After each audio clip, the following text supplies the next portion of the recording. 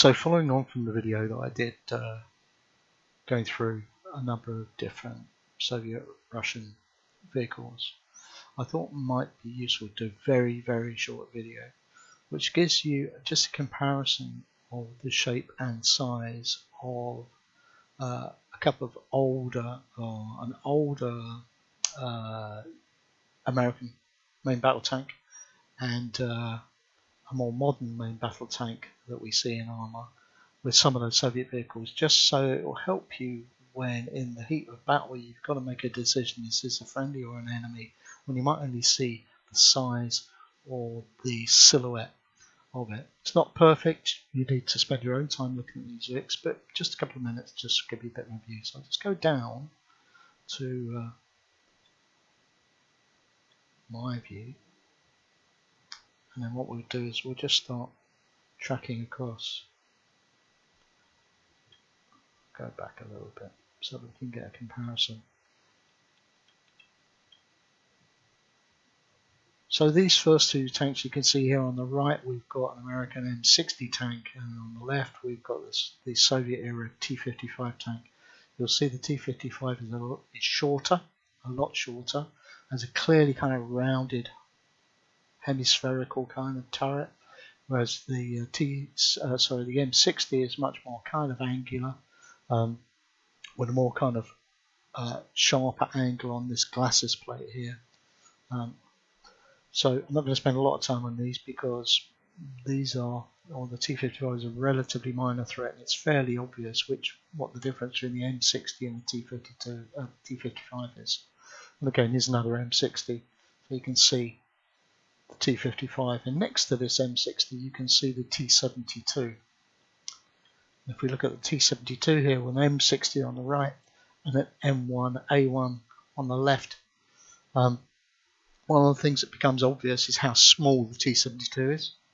It's a much smaller tank, much lower, again a more rounded turret, and also it has more of a sloping angle compared to the M1A1 on the glacis plate. The T-72 and other more modern Soviet tanks are very cramped inside, and if I remember correctly from what I learned back in the day, when the T-72 was a primary main battle tank for the Soviet army, tank crews were formed of men who were 5'3" or below, because anybody taller couldn't fit inside it.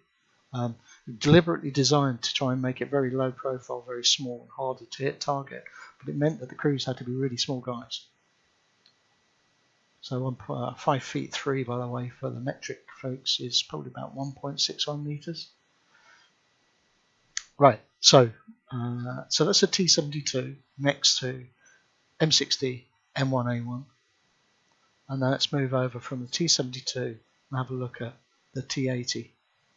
And again, you can see the T-80 is significantly smaller than the M1A1. These are just different variants of M1 main battle tank here, just for comparison.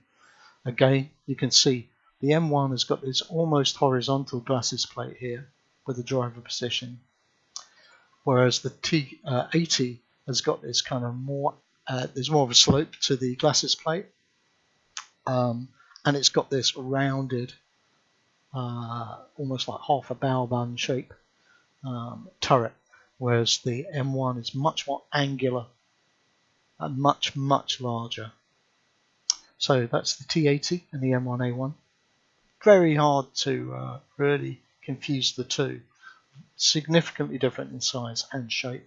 And then finally I'll just zoom over to the left, and we'll look at a T-90 between two variants of the M1A1.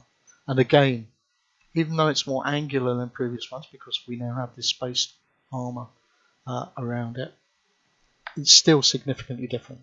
So it's smaller, and also you can see that we have this more sloping glacis plate here compared to the almost horizontal glacis plate on the M1.